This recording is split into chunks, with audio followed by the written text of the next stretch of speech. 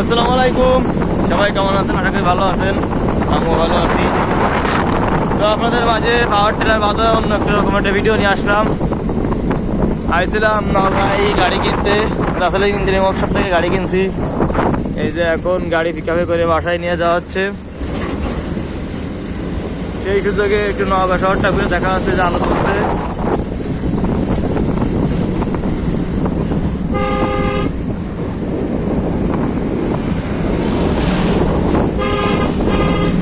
একটু ভিডিও করবো বলে গাড়ির উপরে উঠেই বইছি।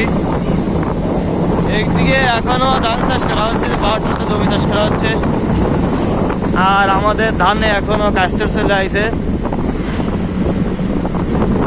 তো কত মানে আগে আর পিছে করে ধান লাগানো হয়, তাই আসলাম দেখতে পেলাম।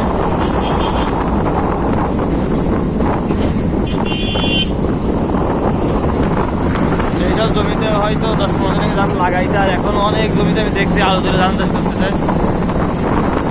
এই যে এইসব জমিতে আলু তুলছে, হয়তো ধান চাষই করবে, তারপর ঠিক জানি না, তারপরেও মনে হয় ধান চাষ করবে। এই যে পাতা দিয়ে আছে,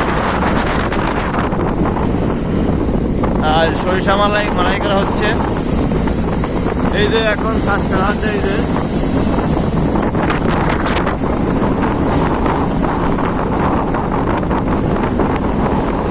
সরিষা মালাই করে গাড়ি একটা আসছে।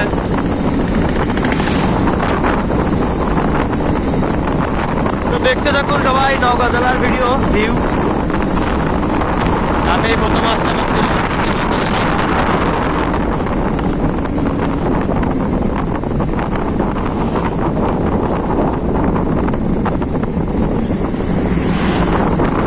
এসে 2-3 দিন ছিলাম।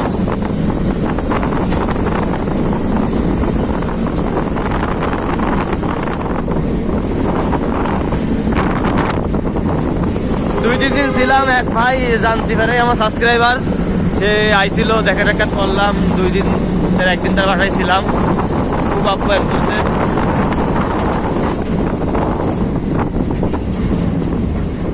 আর আমার এই যে ভাই এখানে বসেই গাড়ি চালাচ্ছে, এই যে আমাদের শাহিন ভাই, সে গাড়ি চালাবে, এখান থেকে ট্রাই নিচ্ছে।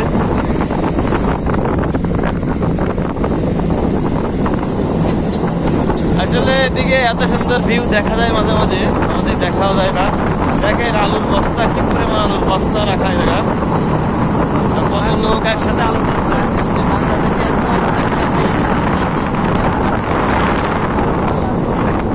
আসলে বাংলাদেশে কত আলু উৎপন্ন হয়, আমরা কেন ইন্ডিয়া থেকে আলু আনবো? দেখেন বাংলাদেশে এই যে সরিষা মালাই করি, চারটে মালাই করবে হয়তো।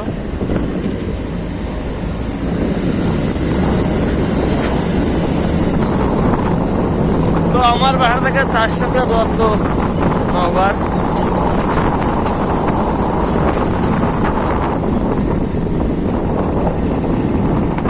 তো আজকের ভিডিও পর্যন্ত, সবাই ভালো থাকবেন, সুস্থ থাকবেন। আসসালামু আলাইকুম।